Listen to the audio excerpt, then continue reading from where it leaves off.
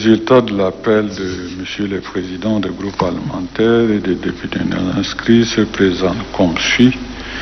Présent 155, absent 3.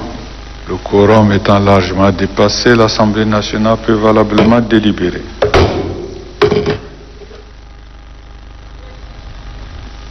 Les comptes rendus numéro 19 du 15 juin 2020, numéro 22 du 19 juin 2020 ont été distribués à Mesdames et Messieurs les députés pour recueillir des observations de forme et de fond.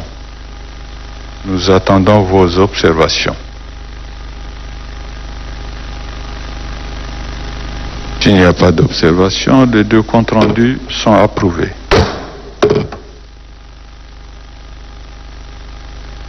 L'ordre du jour de la présente séance plénière devrait porter sur quatre éléments. La question orale avec débat relatif à l'insécurité dans le Maï-KBS par le député Kebzabo Saleh et l'interpellation du député Zakaria Mamad Saleh. Malheureusement, le ministre de la Défense n'étant pas là, les deux questions ne pourront pas être débattues au cours de cette présente séance plénière. Donc, nous avons deux points qui restent. Le premier point, c'est l'examen en procédure de discussion immédiate du projet de prorogation de l'état d'urgence sanitaire et deux, la clôture de la première session ordinaire 2020.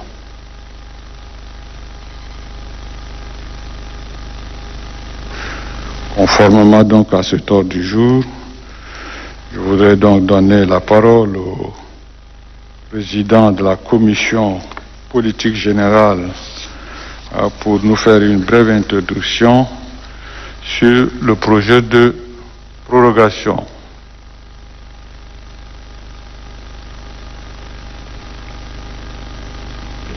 Merci bien, Monsieur le Président. Monsieur le Président, Messieurs les membres du gouvernement, Monsieur le Président du groupe parlementaire, députés non inscrits, membres du bureau de l'Assemblée nationale, nous nous souvenons que le 16 mai de l'année, l'Assemblée nationale avait accordé l'état d'urgence, avait accordé la prorogation de l'état d'urgence demandé par le gouvernement. Aujourd'hui, le gouvernement nous demande une nouvelle prorogation parce que nous irons aujourd'hui même en vacances et selon l'exposé des motifs du gouvernement, ce n'est pas évident que l'Assemblée nationale puisse être reconvoquée en session extraordinaire pour débattre du sujet. C'est pour cela que ce matin, votre commission va vous présenter un rapport succinct, tout en demandant, mesdames, messieurs les députés, d'accorder la prorogation que le gouvernement a demandée. Et bien sûr, on demandera au gouvernement aussi de compte rendu ou de rapport, qu'il nous dépose le rapport, même pendant nos vacances, que le rapport soit déposé. Merci, Monsieur le Président. Merci beaucoup, Monsieur le Président de la Commission politique générale. Monsieur le rapporteur général, si vous pouvez nous faire la lecture du rapport. Merci beaucoup, Monsieur le Président. Avant de procéder à la lecture du rapport, je vous prie de corriger juste quelques deux petites choses là. La première, c'est à la page 2, au point 1, contexte et justification, la première phrase. La phrase initiale était « Le monde entier est frappé au début ». Mais la correction, c'est qu'on écrit « Le monde entier est frappé depuis le début de l'année ». Depuis le début de l'année. La deuxième correction, c'est à la page 3, premier paragraphe, avant-dernière ligne. Il a été écrit là que c'est même juste une seule phrase, que la présente proposition de résolution vise à proroger pour la deuxième fois l'état d'urgence sanitaire instauré le 25. C'est plutôt la deuxième phrase. En effet, la pandémie de coronavirus ou Covid-19 qui a causé la mort aux milliers de personnes et a bouleversé l'ordre économique et social a contraint le gouvernement du Tchad à instaurer l'état d'urgence parmi plusieurs.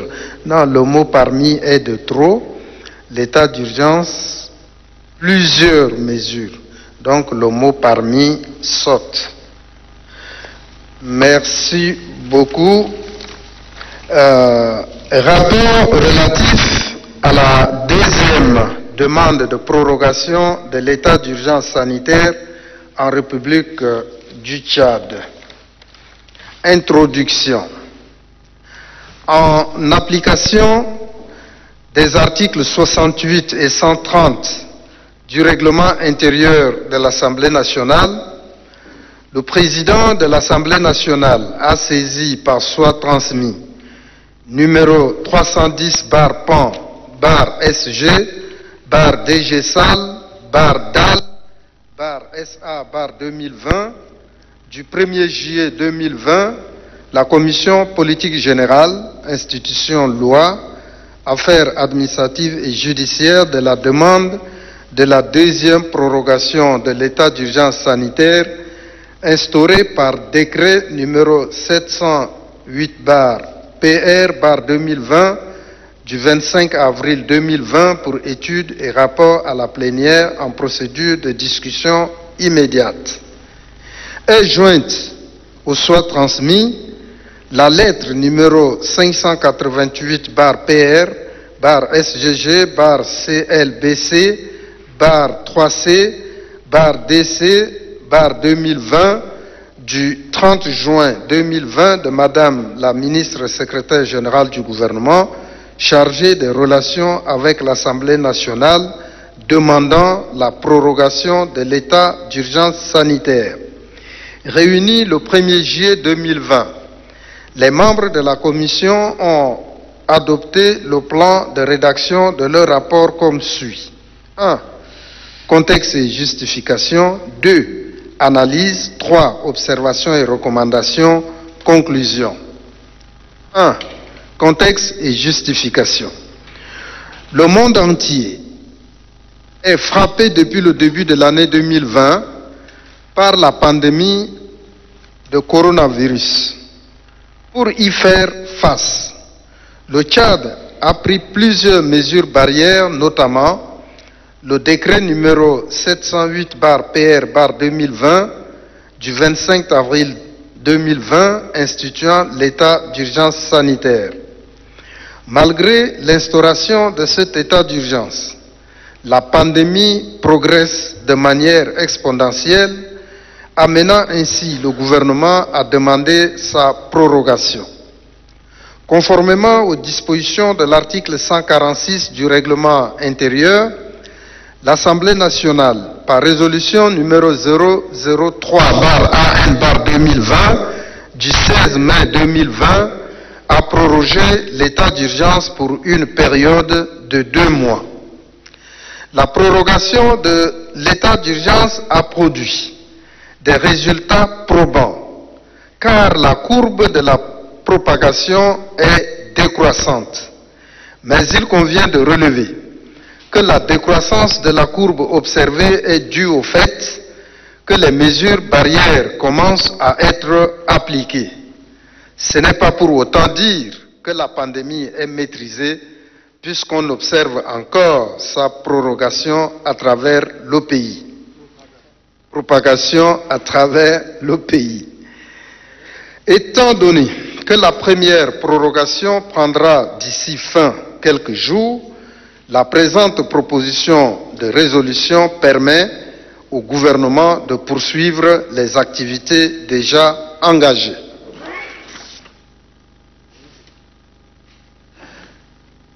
La présente proposition de résolution vise à proroger pour la deuxième fois l'état d'urgence sanitaire instauré le 25 avril 2020. En effet, la pandémie de coronavirus ou Covid-19, qui a causé la mort aux milliers de personnes et a bouleversé l'ordre social et économique, a contraint le gouvernement du Tchad à instaurer l'état d'urgence. Plusieurs mesures pour contrecarrer la propagation de cette épidémie. Depuis cette date, la crise sanitaire s'est nettement améliorée. Cependant, on observe en N'Djamena et dans certaines provinces des cas d'infection et pourtant le délai de l'état d'urgence arrive à terme le 16 juillet 2020. Une nouvelle prorogation s'impose. De ce qui précède, la Commission soumet une proposition de résolution à l'appréciation de la plénière à l'effet d'accorder au gouvernement une deuxième prorogation pour une période de 2 mois. 3. Tout à l'heure, j'ai oublié de lire le point 2 qui est analyse. Merci. Point 3, observation et recommandation. Petit a, observation. La Commission observe que l'application de l'état d'urgence soulève beaucoup d'inquiétudes au sein de la population à cause parfois de certaines dérives des agents d'exécution. B. Recommandation. La Commission recommande au gouvernement de prendre toute disposition pour respecter les droits et libertés des personnes pendant cette période. Conclusion. Après avoir adopté son rapport à l'unanimité des membres présents, la Commission demande à la plénière de l'entériner. Merci, Monsieur le Président. Merci, Monsieur le rapporteur général. Monsieur le ministre de la Santé publique, je vous donne la parole pour votre réaction. Monsieur le Président de l'Assemblée nationale, Madame, Monsieur les députés, Monsieur le secrétaire général de la présidence, ministre secrétaire général de la présidence adjoint, Mesdames, Messieurs, le présent exposé des motifs a pour objet de soumettre à l'examen et à l'adoption de Madame et Monsieur les députés un projet de loi relatif à l'état d'urgence sanitaire en République du Tchad, conformément aux dispositions des articles 127 et 130 de la Constitution. En effet, depuis que le Covid-19 a été déclaré officiellement comme pandémie par l'Organisation mondiale de la santé, OMS, et avant même l'enregistrement d'un seul cas dans notre pays, le gouvernement avait promptement pris les mesures qui s'imposent. Malgré la conjoncture économique difficile, celles-ci ont fonctionné et continuent de fonctionner, mais elles demandent à être beaucoup plus étendues et cohérentes, en touchant des domaines aussi spécifiques et nouveaux, dont il faudrait les faire intégrer dans l'empire des lois et règlements actuellement en vigueur en matière d'état d'urgence. L'ordonnance numéro 44/INT/SUR du 27 octobre 1962 relative à l'état d'urgence actuellement en vigueur est d'autant plus circonscrite qu'elle ne prend pas en compte certaines mesures nécessaires pour une lutte efficace contre cette maladie. Toutefois, le présent projet de loi ne vient pas remplacer l'ordonnance numéro 44/INT/SUR du 27 octobre 1962 suscitée, mais plutôt il la complète par l'introduction des innovations majeures ci-après. Mesures systématiques de confinement des personnes ou de mise en quarantaine de personnes, cas par cas, en imposant un test valide de moins d'une semaine. Mesures temporaires et contrôle des prix de certains produits. Mesures mettant à disposition des médicaments appropriés. Réquisition de biens et personnes, ressources nécessaires à la lutte contre la maladie.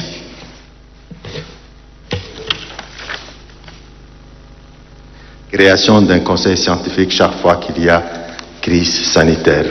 Les mesures énoncées, censées être prévues par l'ordonnance du 27 octobre 1962, ne peuvent être mises en œuvre par assimilation parce qu'elles affectent directement les libertés publiques et la propriété privée. C'est pourquoi le gouvernement de la République a jugé plus que jamais nécessaire, à l'instar des autres pays africains et européens en particulier, d'initier ces projets de loi pour réglementer l'état d'urgence sanitaire dans notre pays, domaine qui n'est pas explicitement et exhaustivement pris en compte par l'ordonnance numéro 44 du 27 octobre 1962 précitée. Bien que la situation est nettement améliorée et l'épidémie maîtrisée sur l'ensemble des territoires, mais compte tenu de la flambée des cas dans certains pays voisins, le Soudan, la République centrafricaine, le Cameroun et le Nigeria.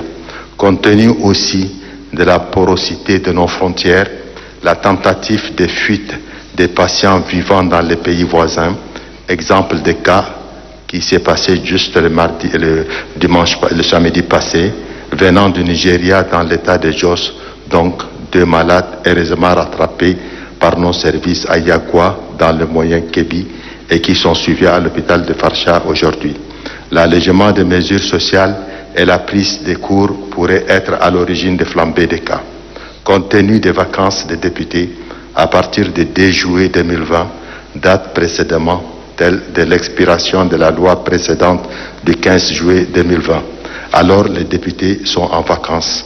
Nous sommes obligés d'introduire les projets de cette loi pour anticipation à l'Assemblée nationale pour un examen et c'est pour une prorogation de 3 mois à partir d'aujourd'hui.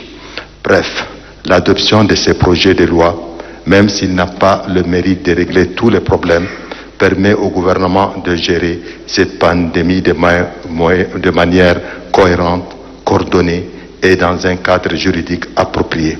Telle est la quintessence, mesdames et messieurs les députés, du présent projet de loi que nous soumettons à votre appréciation. Juste pour rappel de la situation épidémiologique d'hier.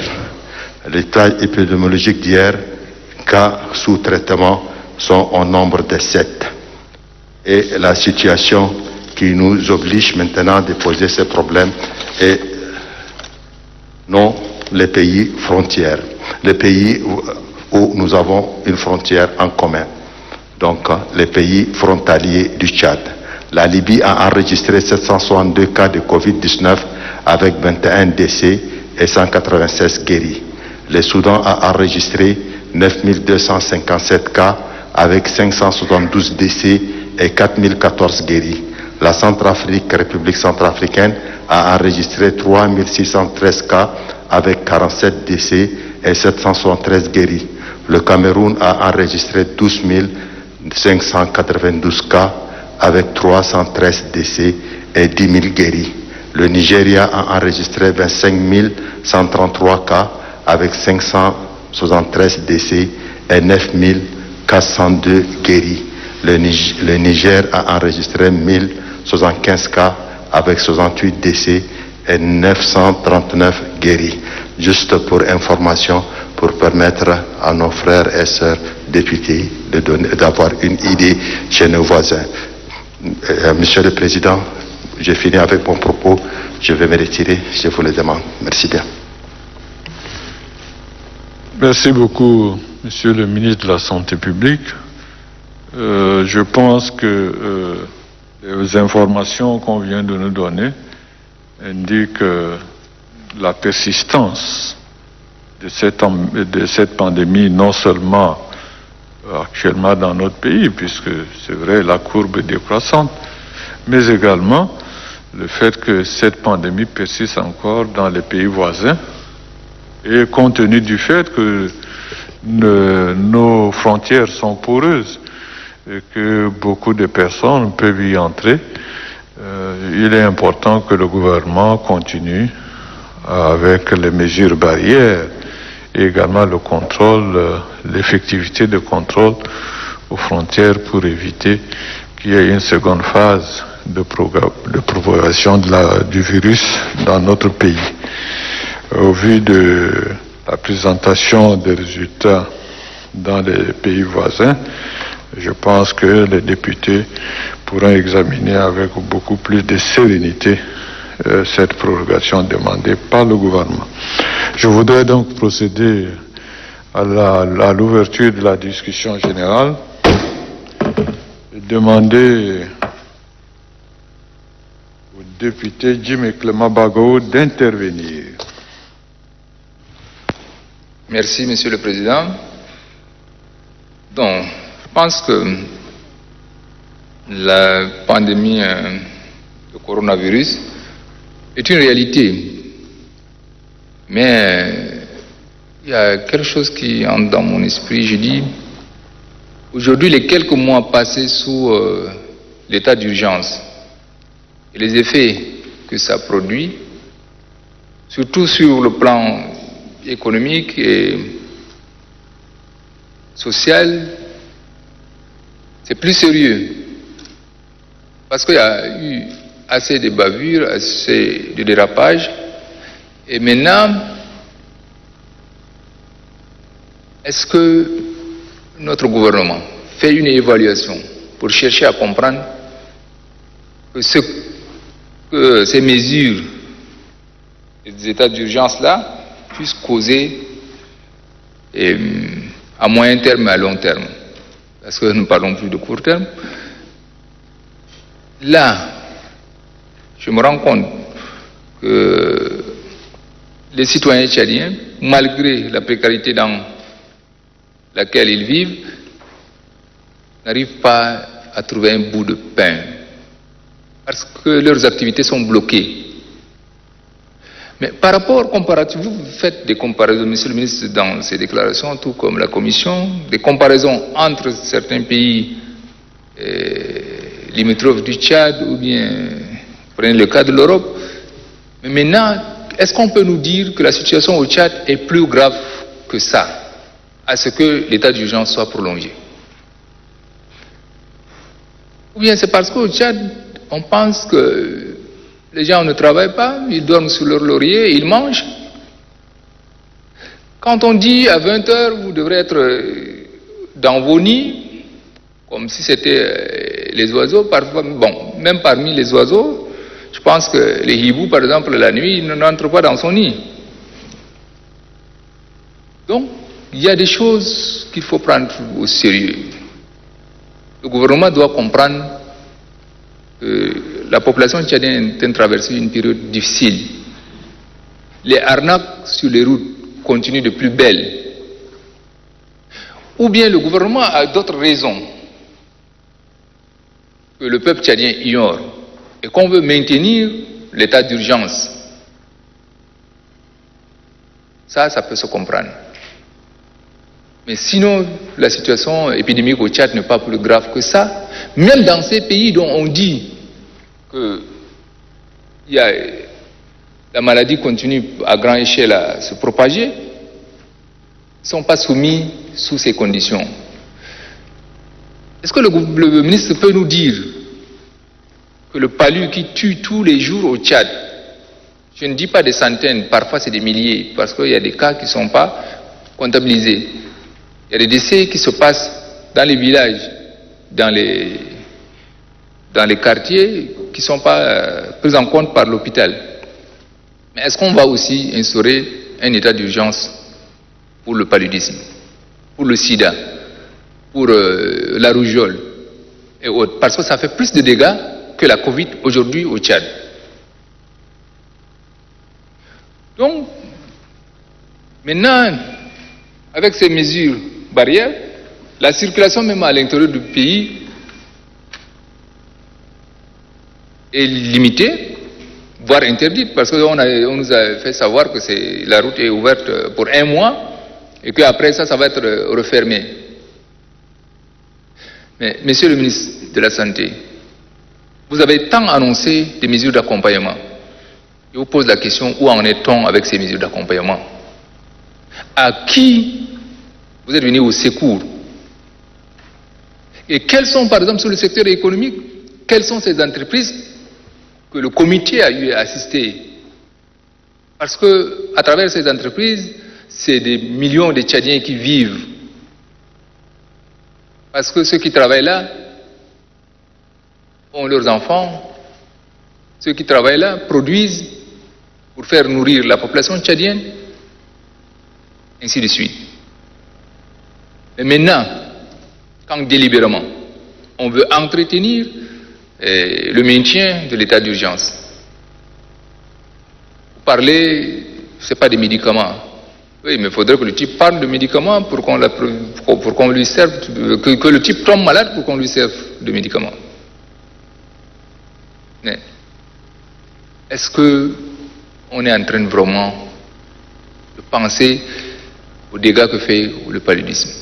Parce qu'on a oublié presque toutes les autres maladies. On dit 0 cas de contamination, 0 cas, je ne sais pas, de décès. Mais prenez le soin de donner les statistiques des morts du palu et des autres maladies par jour. Vous allez vous rendre compte que ce qu'on est en train de faire, je ne dis pas que la Covid n'existe pas, le Covid-19 n'existe pas, ça existe.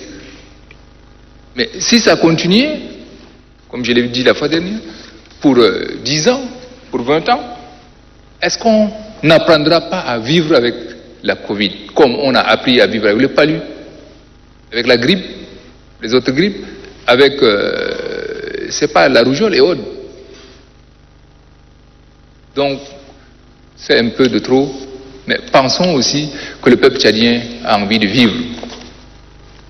Ou bien c'est parce que notre économie ne fonctionne pas le soir, on dit à 20h, tout est fermé, vous attendez à 5h pour reprendre. Mais si on avait des industries, si on avait des entreprises à grande production, allons-nous faire? Mais quand notre économie serait totalement par terre, je ne pense pas que l'ONASA serait à mesure de supporter les charges des Tchadiens. C'est-à-dire en commandant des produits pratiquement parfois périmés, des denrées qui ne sont plus d'usage et qui tous les jours, selon ce que j'apprends, c'est la diarrhée, ce qu'on a donné aux gens. Mais est-ce que l'État aura les reins solides pour supporter notre économie, pour supporter les ménages tchadiens? Parce que l'évaluation dont vous faites, quand vous dites que les mesures sont comprises par les Tchadiens, et c'est pourquoi la maladie ne se propage pas, Monsieur le ministre, je vous invite simplement, si vous pouvez, si vous avez du temps, qu'on se rende à 20-30 km en dehors de N'Djamena. Monsieur le ministre, je vous dis que personne n'a compris qu'est-ce que ça veut dire les mesures barrières. Personne. Vous allez trouver les gens assis, couchés et faire tout ce qui était d'habitude. Donc c'est pour vous dire que les mesures barrières, ici à N'Djamena, c'est le port de masque. Parce que la police menace. C'est ça simplement. C'est l'intimidation, c'est la terreur. C'est ça ce que les gens craignent, c'est la répression. Mais ils n'ont pas compris parce que le comité n'a pas fait passer le message. Si vous voulez descendre dans les quartiers, descendez dans les villages et vous allez vous rendre compte. Et m'excuser d'avoir repris ça plusieurs fois. Mais allez simplement à Pournari, parce que j'étais il y a cela 5 jours, mais à un lieu de 2, c'est tout le monde qui était là sur le tapis. Ils te disent que c'est la maladie de N'Djamena, ce sont ceux qui sont sous les climatiseurs. Mais ici, vous nous dites que tout le monde a compris, même en N'Djamena, je ne pense pas. Et quand les gens circulent toute la journée, ils sont ensemble, ils se partagent tout. Mais on dit, la nuit, on met de la sécurité. Donc, de grâce, je pense un gouvernement responsable doit réfléchir, faire des projections positives. Si le comité scientifique est là pour réfléchir, il doit évaluer la situation et mesurer le danger de l'épidémie. Mais on ne le fait pas pour une complaisance. Cela dépend de la vie des Tchadiens. Ceux qui meurent de faim sont peut-être plus nombreux que ce que vous annoncez aujourd'hui par rapport aux dégâts causés par la Covid-19. Donc, Monsieur le Président, je pense que l'Assemblée doit donner son accord en prenant en compte quand même les préoccupations de notre population. Aujourd'hui, la population crie, elle dénonce les abus, elle dénonce tout ce qui se passe. Et il y a des multitudes de promesses qui ne sont pas tenues. Donc, c'est une représentation nationale, nous représentons le peuple. Et nous ne serons pas prêts à simplement donner cadeau au gouvernement s'il y a d'autres raisons que le ministre nous dise, que le gouvernement nous dise qu'il y a un problème peut-être sécuritaire. On peut le comprendre, mais quand on dit que c'est par rapport au problème de la pandémie, qu'on veut encore prolonger pour 2 mois, imaginez, quand même. Donc, je vous remercie à ce niveau, mais c'est ma désolation. Député Manadjum Tolkombertin. Merci, Monsieur le Président.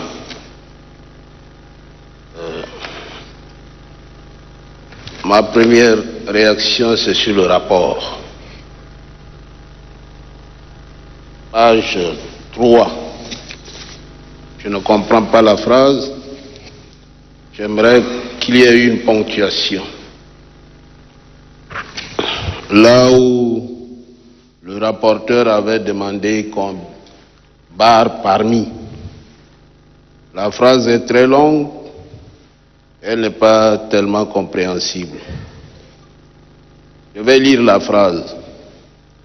En effet, la pandémie du coronavirus ou Covid-19 qui a causé la mort aux milliers de personnes et a bouleversé l'ordre social et économique a contraint le gouvernement du Tchad à instaurer l'état d'urgence. J'aimerais qu'il y ait un point là. Plusieurs mesures ont été prises pour contrecarrer la propagation de cette pandémie. Parce que si on continue, il y a une virgule, on dit plusieurs mesures pour contrecarrer la propagation de cette pandémie, un point. Je n'ai pas compris là. Si on peut écrire un point à l'état d'urgence, commencer, plusieurs mesures ont été prises pour contrecarrer la propagation de cette pandémie. C'est la proposition que je tiens à faire. Et pour emboîter le pas du collègue Jimé Clément Bagao, il y a le premier état d'urgence, ça a commencé le 16 mai et qui doit prendre fin le 16 juillet. Il est important qu'on fasse une évaluation à mi-parcours de ce premier état d'urgence. Alors, le ministère de la Santé devait déposer sur la table des parlementaires un rapport à mi-parcours pour nous faire comprendre quelles sont les réussites et quels sont les échecs de ce premier état d'urgence qui a commencé depuis le 16 mai. Un rapport à mi-parcours est nécessaire. Deuxième chose, Monsieur le ministre, solidarité gouvernementale oblige. Le député Jimé Clément Bagao vous a parlé de toutes les tracasseries que les transporteurs trouvent quand ils font le voyage. Tentez un week-end de prendre la route N'Djamena Mundu, N'Djamena Doba et vous allez comprendre, vous allez vous mettre à l'évidence que les transporteurs souffrent. Les gens en profitent pour faire de n'importe quoi. Ils vous arrêtent et leur refrain maléfique là, c'est formalité au Amchi. Mais c'est le gouvernement qui a allégé ces mesures pour permettre à ceux qui sont bloqués par la pandémie de repartir et travailler la terre. Mais quand ces gens sont dans des véhicules particuliers, on ne dit pas question, il n'y a pas de sortie, présenter l'ordre de mission. Quand il n'y a pas l'ordre de mission, on vous demande de payer. Et lorsque le gouvernement a allégé ces mesures, est-ce que le gouvernement a demandé aux transporteurs particuliers là d'utiliser les ordres de mission pour le voyage? Faites un petit tour seulement et vous allez comprendre comment les transporteurs souffrent, comment les voyageurs souffrent. Faire seulement 200 ou 300 kilomètres, les gens passent nuit en plein soleil et en pleine lune. Parce que c'est des tracasseries. Comme a dit le collègue Jimé, les gens en profitent. Monsieur le ministre, avec votre collègue de la sécurité, allégez les conditions des transporteurs et des voyageurs. Je vous remercie, Monsieur le Président.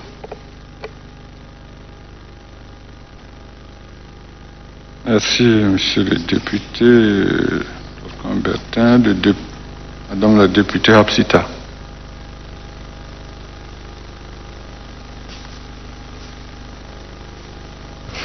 Merci, Président. J'ai une question avec 3 volets qui s'adressent au ministre de la Sécurité. N'étant pas là, donc, elle est sans objet. Je la pose pas. Le député Bana.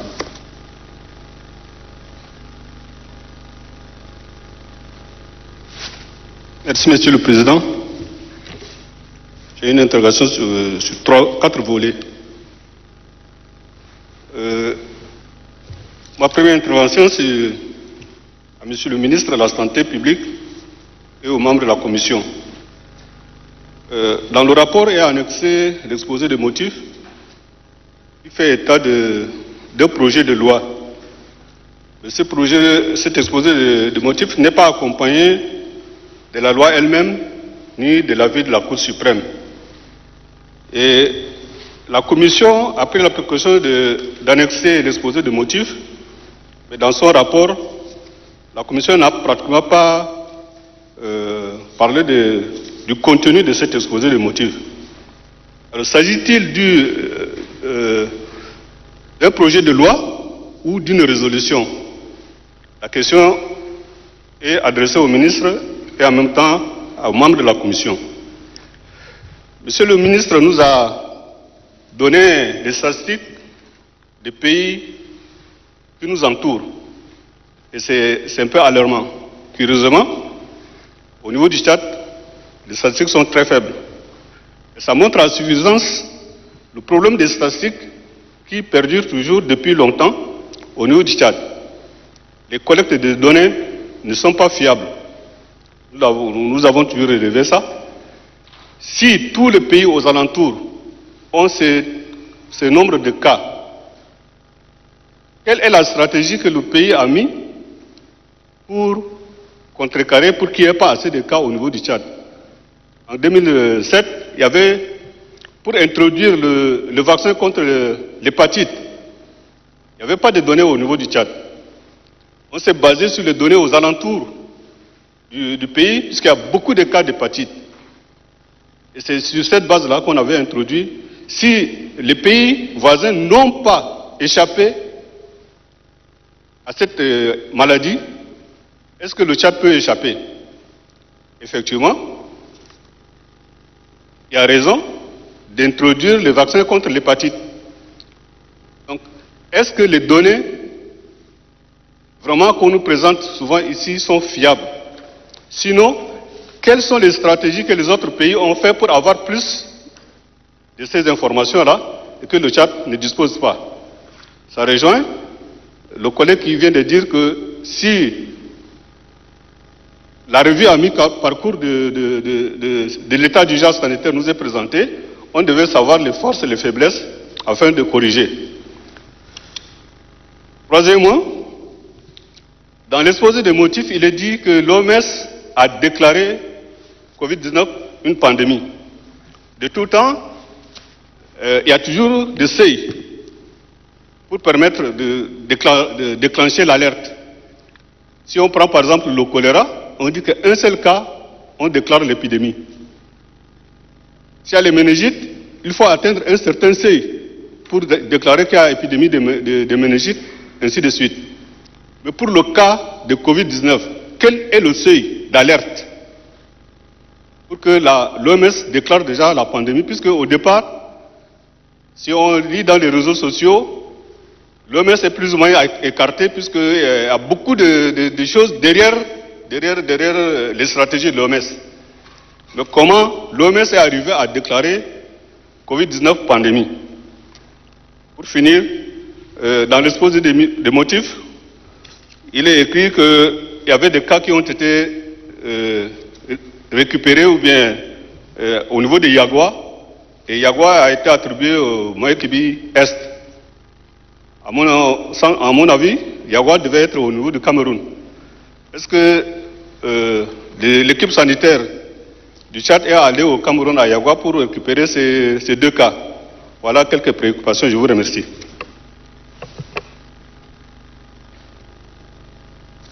Merci, le député Bana. Le député Oumar Ibn Daoud. Merci, Monsieur le Président. Je remercie la Commission pour son rapport. J'ai quelques petites préoccupations. Premièrement, c'est au niveau du rapport. Sur page 3.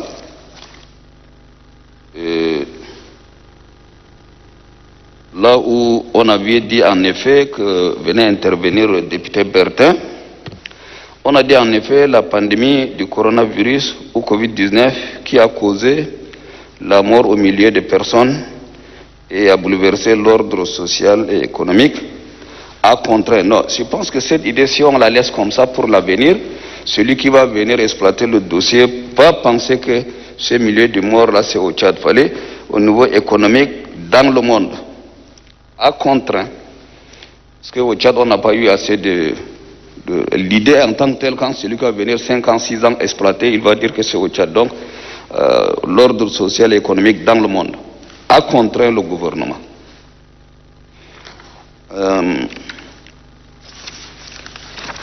Aussi, dans l'exposé de motifs,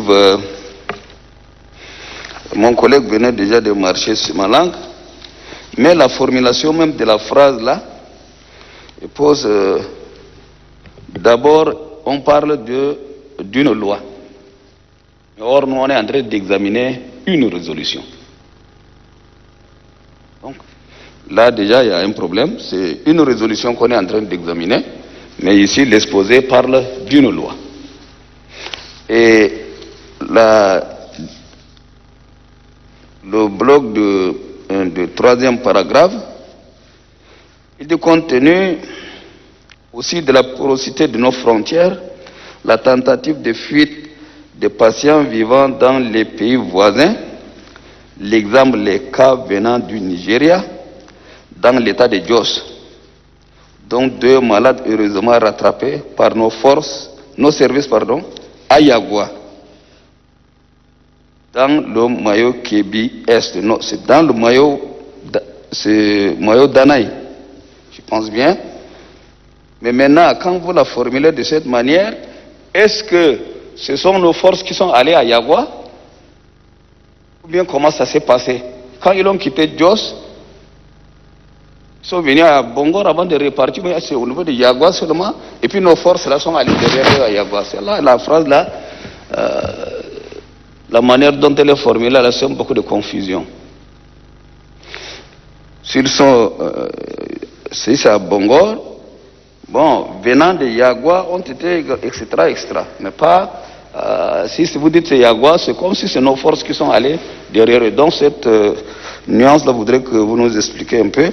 Bon, ben vous dites bref à l'adoption de ce projet de loi, donc plutôt dire aussi que c'est l'adoption de projet de résolution. Monsieur le ministre, cette question elle est transversale. Dans les mesures qui ont été prises, il y a les mesures sanitaires qui sont dictées par le comité scientifique. Il y a également la sécurité aussi, mais beaucoup plus, on le sent, c'est les mesures au niveau sécuritaire, des forces de l'ordre, dans la route, etc. On voulait que le ministre soit là pour qu'on lui pose un certain nombre de questions, malheureusement qu'il n'est pas là, donc je ne voulais pas être long. Mais je voulais demander tout seulement, il faut la tracasserie routière, là, il faut alléger.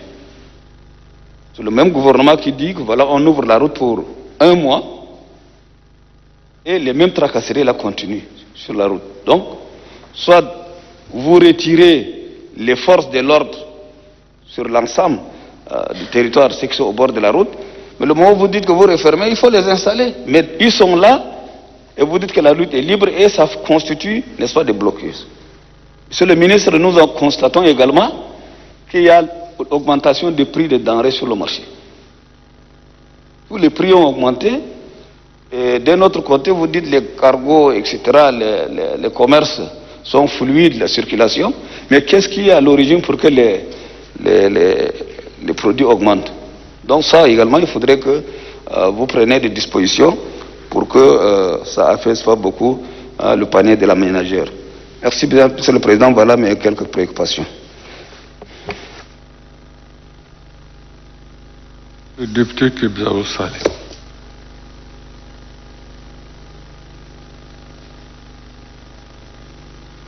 Merci, Monsieur le Président. C'est donc c'est un projet par ordonnance, par prévoyance qui nous est soumis, puisqu'on a encore un écart de 2 semaines avant la fin de l'état d'urgence, ce que nous comprenons parfaitement à cause de nos vacances parlementaires qui vont commencer dès ce soir.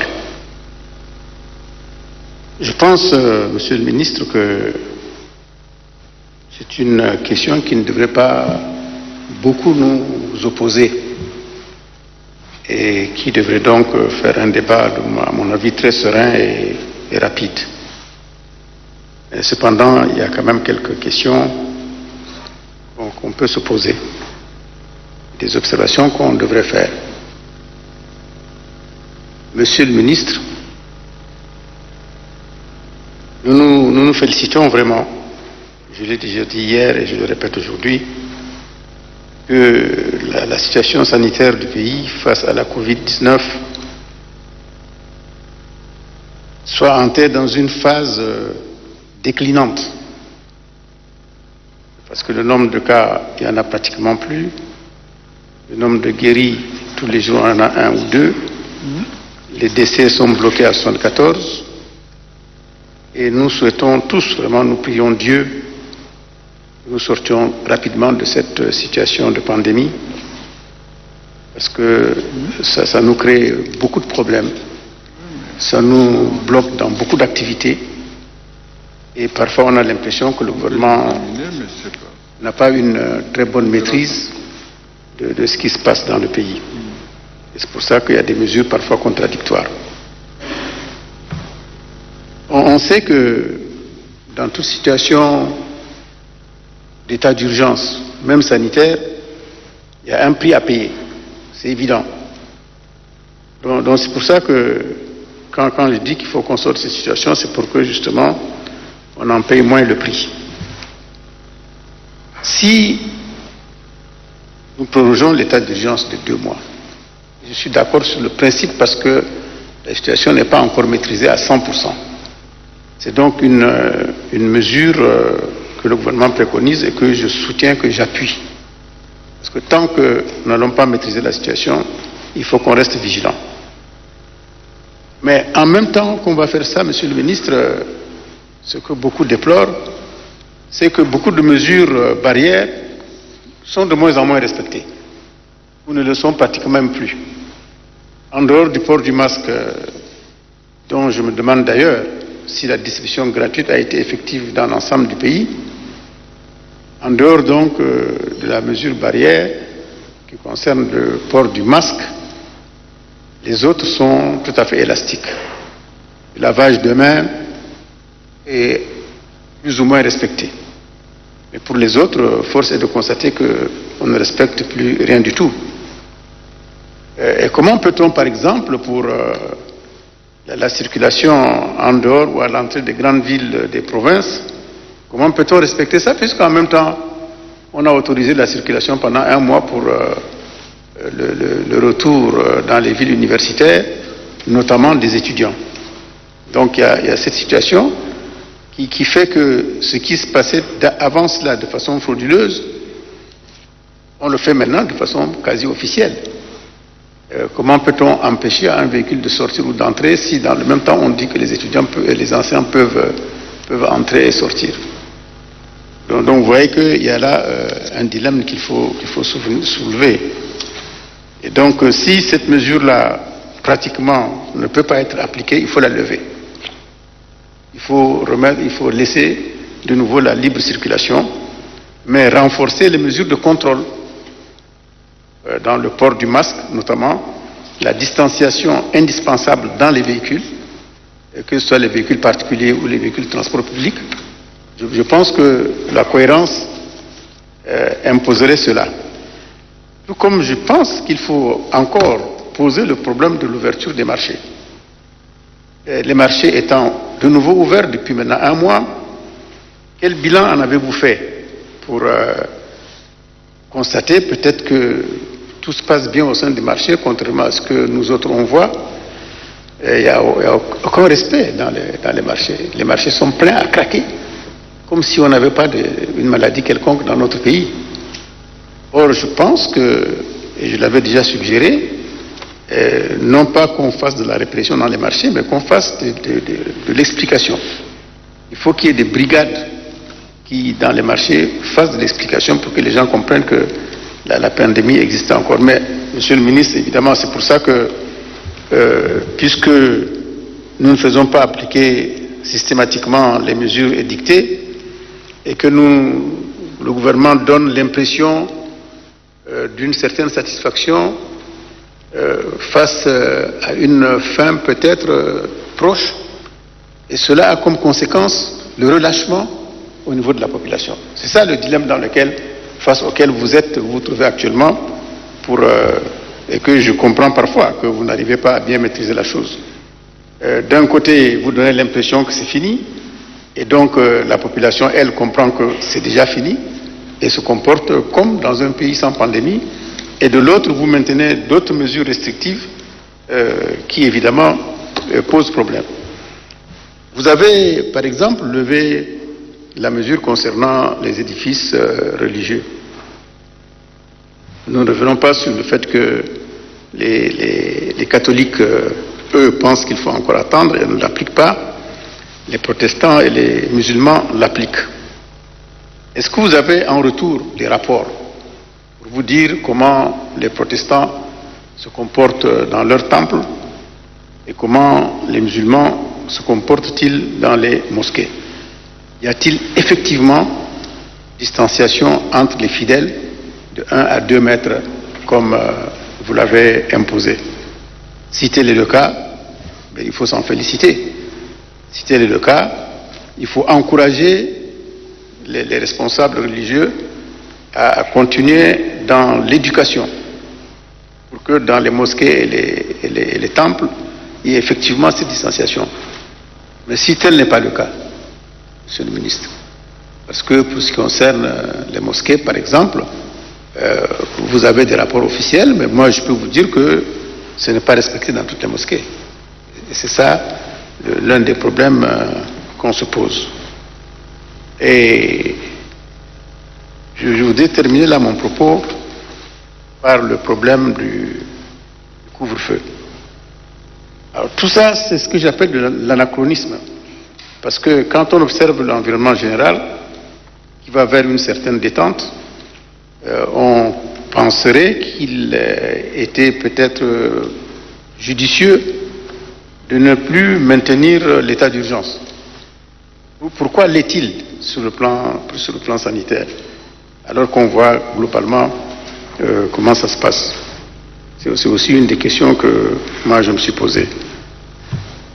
Et enfin, par vous, Monsieur le ministre, et m'adressant au président de l'Assemblée nationale, je vous ai fait porter un projet de résolution dont vous apprécierez l'opportunité de la discussion quand on aura fini avec l'état d'urgence.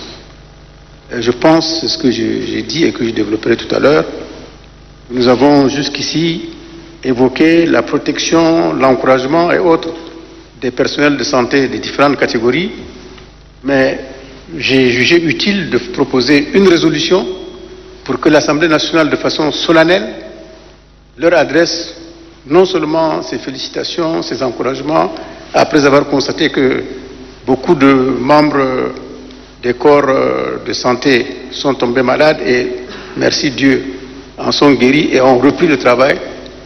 Et d'après ce qu'on m'a dit aussi, les quelques rares décès ne sont pas dus directement à la Covid-19. J'ai donc pensé, Monsieur le Président de l'Assemblée nationale, qu'il était de notre devoir, en tant qu'Assemblée nationale, de rendre hommage à ces infirmiers, médecins et autres anesthésistes pour les encourager, prévoir des récompenses, prévoir des décorations, prévoir des primes et autres formes d'encouragement pour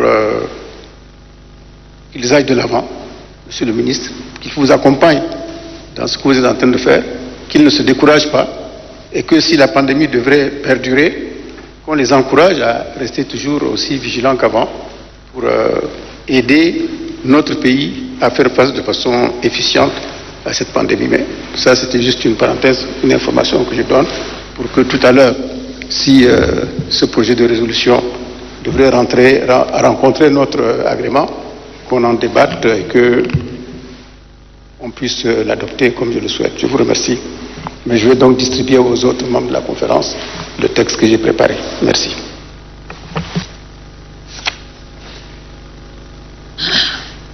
Le député Tcharima Dimaina. Merci, Monsieur le Président. Bon, mes observations s'adressent à la Commission. À la page 3, apparemment le grand 3, on dirait que la machine ne connaît pas le A majuscule. Observation ça A, recommandation aussi ça A. Alors, est-ce que c'est... Peut-être la machine de la Commission ignore le A majuscule. Et la deuxième observation, c'est dans le... Bon, je ne sais pas, est-ce que... Comme la résolution n'est pas encore lue, je ne sais pas, il faut que j'attende peut-être la lecture de la résolution pour faire une petite observation dans le préambule. Ok, merci, Monsieur le Président. Biu Papa Medala.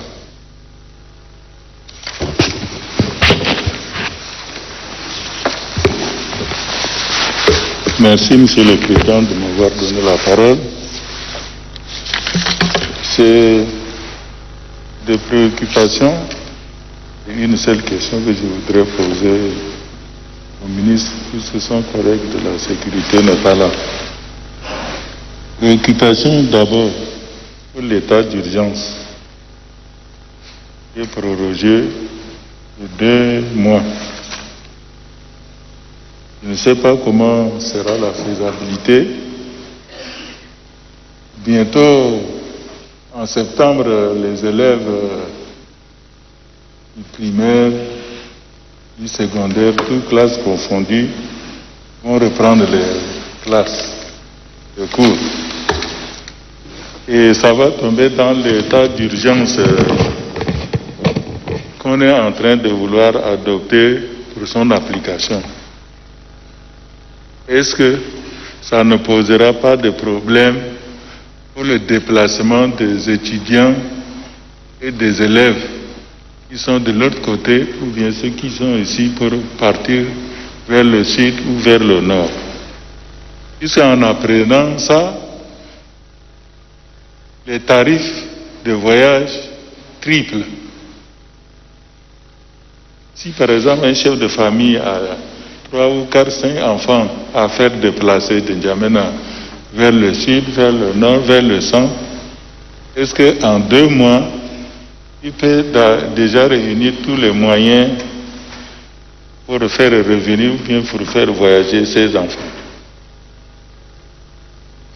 Étant donné qu'au niveau des barrières, moi j'appelle barrières de formalité, puisqu'il y en a trop. En exemple, si vous quittez après Togra, il y a 7 barrières, 7 sous-barrières pour atteindre la frontière du département du Chari et le Mayo-Kébi. Et au niveau de ces barrières-là, c'est de l'arnaque, quelqu'un a dit ici. Formalité, on ne demande rien. Si c'est une moto, on dit donne les pièces, sinon 500 francs. Si c'est un véhicule, ça passe de 2000 et plus. En gardant cet état d'urgence prorogé de 2 mois. Comme l'Assemblée va adopter tout à l'heure, est-ce qu'il ne faille pas laisser ouvert ce temps? S'il y a par exemple, nous constatons une augmentation de cas, on peut peut-être garder. Mais s'il n'y a pas de cas, est-ce qu'il ne faille pas laisser ouvert en diminuant ou bien en augmentant au lieu de dire 2 mois, nous ne serons pas là, il y aura une dérive, monsieur le ministre. Une préoccupation. Est-ce qu'il ne faille pas laisser ouvert ce temps de 2 mois en tenant compte du changement ou bien de l'évolution de la maladie en baisse ou en hausse? Sinon, nos étudiants, nos élèves auront énormément de difficultés pour rejoindre leur établissement de part et d'autre. Parce que je viens de faire voyager 2 enfants qui vont à Moundou, ça m'a pris, sans leur manger, 70 000, 35 000, 35 000. Je suis obligé d'attendre d'autres pour une autre occasion. Est-ce que la plupart des parents d'élèves, c'est des gens sans revenus? En apprenant ça, les transporteurs aiguisent leurs besoins en augmentant les tarifs. Voilà, Monsieur le Président de l'Assemblée, mais quelques préoccupations que je voudrais partager avec le ministre. Est-ce qu'il ne faille pas, je reprends, laisser ouvert ce temps de prorogation 2 mois ou 3 mois, ça peut arriver. Mais comme on va déjà voter, vous laisser en main, est-ce qu'il ne fallait pas voir en fonction, je répète, en fonction de l'évolution de la maladie, si ça prend une tendance vers la hausse, si ça prend une tendance vers la baisse, est-ce qu'il ne fallait pas laisser comme ça pour laisser les paisibles citoyens qui vont prendre la charge de leurs enfants vu la tracasserie de la route? Merci, Monsieur le Président. Merci, le député Boumra Robert.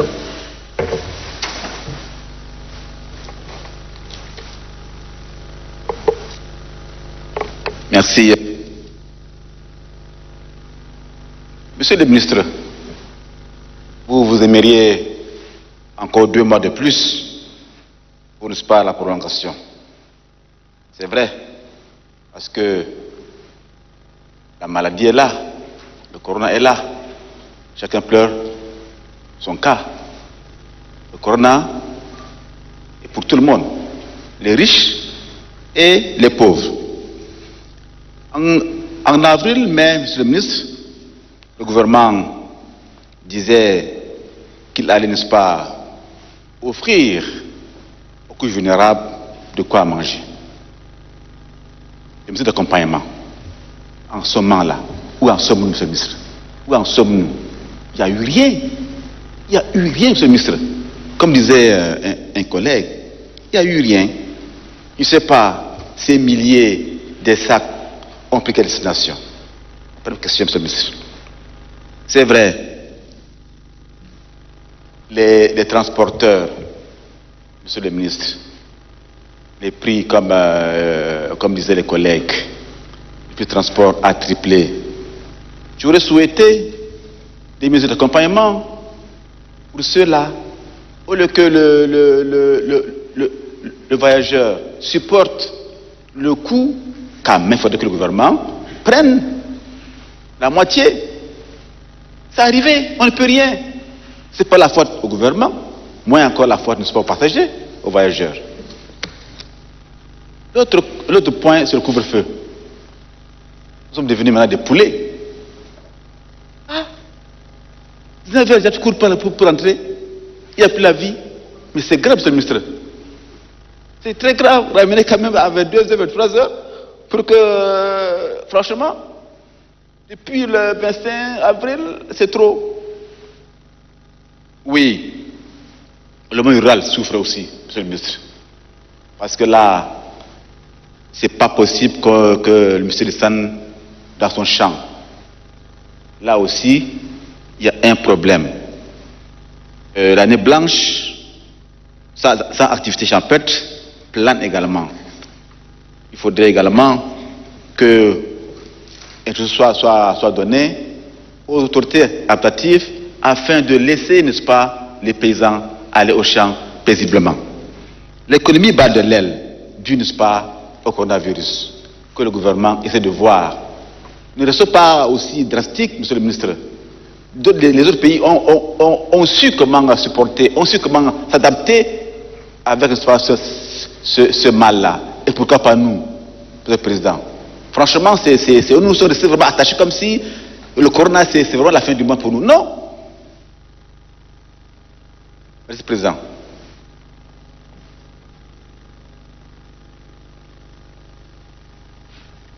Merci, monsieur le député Moura. Le député Ali Kouloutou Tchaïmi. Merci, monsieur le président, de m'avoir donné la parole.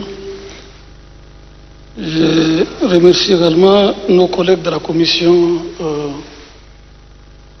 loi et affaires administratives, saluer la présence des membres du gouvernement et leurs collaborateurs. Je voudrais avant tout féliciter et remercier le gouvernement pour ces efforts louables déjà déployés. Parce que nous avons regardé un peu le tableau quotidien qui a été affiché par la coordination nationale de crise sanitaire. Le résultat est encourageant. Nous vous remercions. Monsieur le Président, je voudrais commencer mes questions par une question qui a été posée par un de nos collègues, Manadi Tolcom-Bertin, pendant la précédente séance, qui concerne un véhicule rétrocédé par une organisation non gouvernementale à un centre de santé récupéré par les autorités locales. Monsieur le ministre, est-ce que vous avez vérifié les véhicules et vous avez pu récupérer et remettre au centre de santé? Monsieur le ministre, vous avez autorisé la réouverture des transports interurbains. Nous saluons cette réouverture, mais nous avons des inquiétudes.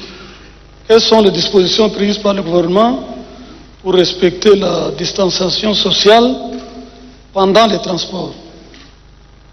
Toutes mes questions sont liées au non-respect de mesures barrières par les populations. Deuxième question, on sait que le gouvernement a envoyé beaucoup de masques dans les différentes provinces, mais est-ce que ces masques envoyés par le gouvernement sont arrivés à la destination finale? Est-ce qu'ils sont suffisants, ces masques? Monsieur le ministre, vous savez que cette question que je voudrais poser, c'est devenu une monotonie qui a été posée par tous les collègues d'une manière ou d'une autre, question qui concerne le non-respect des mesures barrières par la population. Nous avons répété plusieurs fois, pour la 5e fois que nous répétons d'ailleurs, surtout pendant les décès, les Azuma sont organisés comme d'habitude. Il y a un de mes collègues qui vient de le dire. Et ça, c'est une vérité. Et nous ne cessons pas de répéter. Je crois que nous sommes là pour vous accompagner. Mais il faut prendre toutes les mesures qui s'imposent. Vous avez encore 2-3 mois. Vous avez l'état d'urgence qui se poursuit. Il faut vraiment mettre de l'ordre. Il faut vraiment s'imposer pour que les mesures barrières soient bien respectées. Monsieur le ministre, le 25 du mois en cours, les 2 ministres, vos collègues, celui de l'enseignement supérieur et de l'éducation, se sont rendus dans les différents établissements. Ils ont réouvert l'école. Mais vous, en tant que ministre en charge de la santé, est-ce que vous avez fait une descente avec vos collègues ou avec la coordination sanitaire pour vérifier est-ce que la distanciation sociale est respectée dans les établissements scolaires? La 3e question ou la 4e question, ce n'est pas une question, mais je voudrais me prononcer très rapidement sur la résolution qui est en cours. D'abord, moi, je n'ai pas trouvé la copie de cette résolution. Le président de la République, pendant son adresse à la nation, surtout en ce qui concerne la dernière, qui concerne les mesures sociales qui sont bénéfiques à la population, il a, d'une manière explicite, parlé de l'indemnisation et la prise en charge des ayants droit également pour les soignants qui sont décédés et d'autres qui sont affectés ou qui ont contracté la maladie.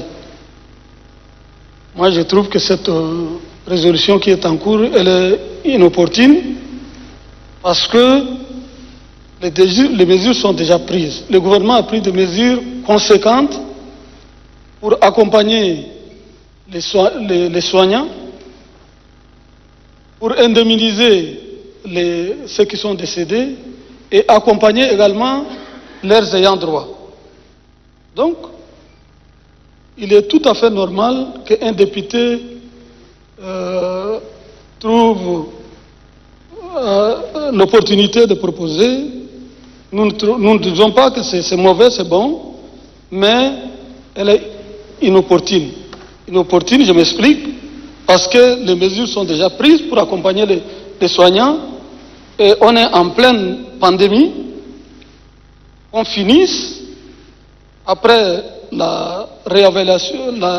l'évaluation après la pandémie, peut-être le gouvernement, une fois accompagner ceux qui sont malades et ceux qui soignent les autres, indemniser les malades, leurs ayants droit, également, il prendra des mesures pour décorer, décerner des prix à ceux qui sont morts. Donc on est en pleine pandémie, je crois que ce n'est pas opportun de prendre une telle résolution. Elle est bonne, mais ce n'est pas le moment. Donc voilà ce que je voudrais dire en quelques mots. Et j'y insiste sur les mesures barrières, monsieur le ministre. Nous transmettons également nos remerciements, nos félicitations au chef de l'État pour ses efforts déployés.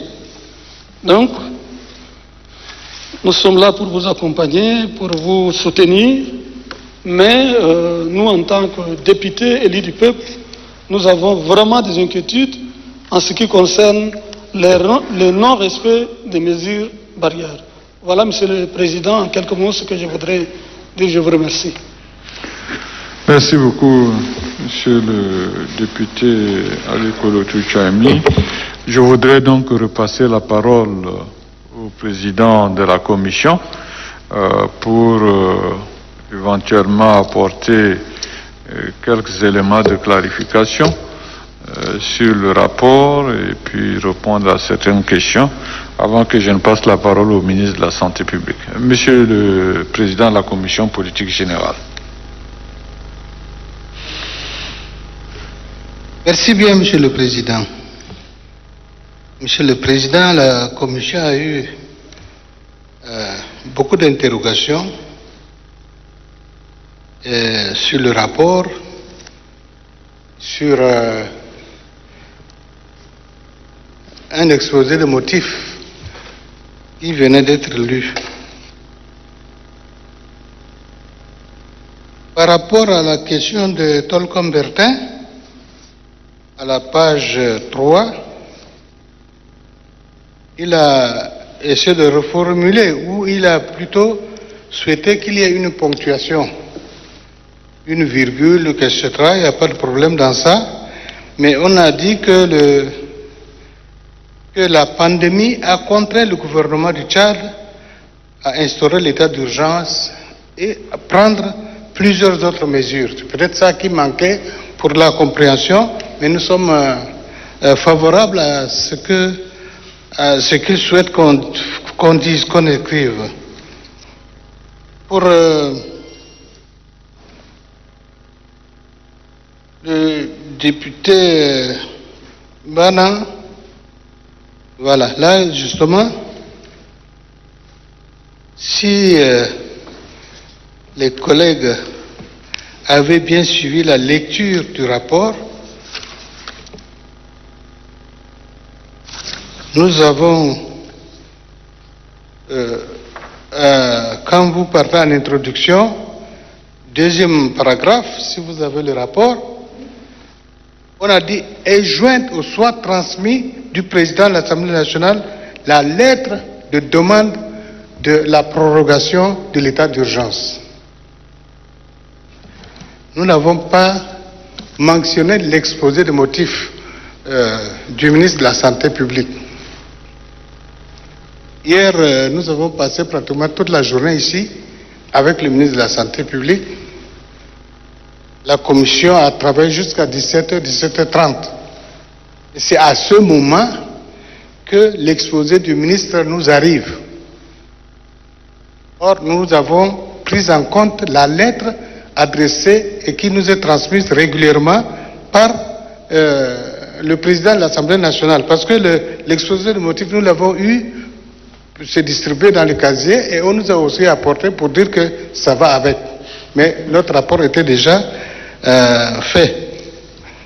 Donc nous n'avons pas tenu compte de cet exposé de motifs parce que d'abord, la discussion est sur la résolution et non sur un projet de loi. Ce n'est pas un projet de loi ici, mais c'est plutôt une proposition de résolution pour accorder une prorogation de l'état d'urgence au gouvernement. Donc je réponds à quelques 2-3 collègues qui ont posé la question là, le président Omar Daouni, le député Bana, encore je crois il y a un autre qui a posé ce problème sur l'exposé de motifs. L'exposé de motifs, nous ne l'avons pas, je dis franchement que nous n'avons pas pris en compte, parce qu'il s'agit d'une résolution et non de création, de création ou d'adoption d'un projet de loi.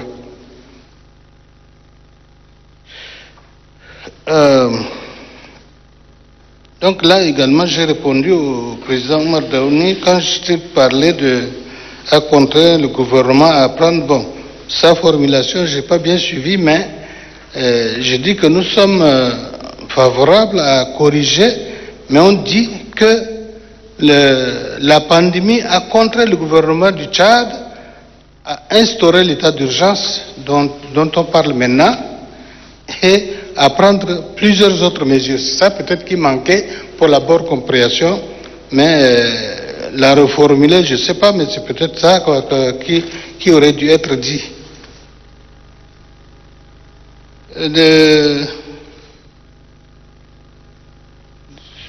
Je crois que c'est un peu ça. Je me ferai compléter par le rapporteur général. Page 3, le président Chari aussi a voulu peut-être faire une proposition tout à l'heure. Donc, il nous la fera, mais la page 3, c'est celle-là. Peut-être on attendra sa proposition. Et puis qu'encore. C'est tout, tout ça en ce qui nous concerne. Mais avec votre permission, Monsieur le Président, si le rapporteur général peut également apporter quelques précisions à la compréhension des collègues. Merci. Oui, Monsieur le rapporteur général. Merci beaucoup, Monsieur le Président. Le président de la Commission a tout ramassé les questions. Mais moi, juste peut-être pour le compléter en disant que nous prenons bien compte des observations de nos collègues, mais ce n'est pas pour justifier la faiblesse rédactionnelle, mais la pression sur laquelle nous étions en 2 jours était tellement forte qu'on va s'excuser pour ces lapsus. Mais en ce qui concerne la question de Bana, autant elle est fondée, autant elle ne le peut pas, pour la simple raison qu'il y a l'article 137 de la Constitution qui dit que l'initiative de loi appartient concurremment à l'Assemblée nationale et aux membres du gouvernement. Nous avions reçu le 30 juin la lettre de Madame la ministre SGG nous demandant de proroger l'état d'urgence. Ça veut dire que la demande a été faite, il appartient à l'Assemblée nationale qui a aussi le droit d'initier une proposition, s'est mis à travailler. Et lorsque l'exposé de motifs était arrivé, le rapport était déjà bouclé. Et vous avez vu l'argumentaire que la Commission a avancé, c'est dû au fait que malgré l'amélioration de la situation sanitaire au niveau de N'Djamena, les autres provinces continuent à enregistrer. Cela veut dire que la propagation persiste. Et voilà l'argumentaire que la Commission a fait en se basant sur la lettre numéro 588 qui a été bien citée. Donc, nous ne pensons pas que nous n'avions pas parlé de la situation qui existe. Mais maintenant, lorsque l'exposé de motifs était arrivé, le rapport a été pratiquement signé. Donc nous ne pouvons plus revenir en arrière, mais le rapport tient, parce que nous avons l'initiative aussi de la loi. Merci. Écoutez, Monsieur le Président de la Commission, je pense à la page 3, nous devons relire clairement le premier paragraphe pour nous rassurer que, bon, on a bien compris le contenu de ce paragraphe. La présente proposition de résolution vise à proroger pour la 2e fois l'état d'urgence sanitaire instauré le 25 avril 2020. En effet, la pandémie du coronavirus ou Covid-19 qui a causé la mort aux milliers de personnes dans le monde et a bouleversé l'ordre social et économique a contraint le gouvernement de la République du Tchad à instaurer l'état d'urgence et à prendre plusieurs autres mesures pour contrecarrer la propagation de cette pandémie. Est-ce que c'est bien ça la formule? Depuis cette date, la crise sanitaire s'est nettement améliorée. Au point 3, observations et recommandations, je pense que ce sont des fautes il y a un A qui manque ici, un D qui manque là. Là, je pense que c'est possible de corriger cela. Et par ailleurs, Je pense que certains députés ont posé d'autres questions, mais ce sont des questions qui sont orientées vers le ministre de la Santé publique.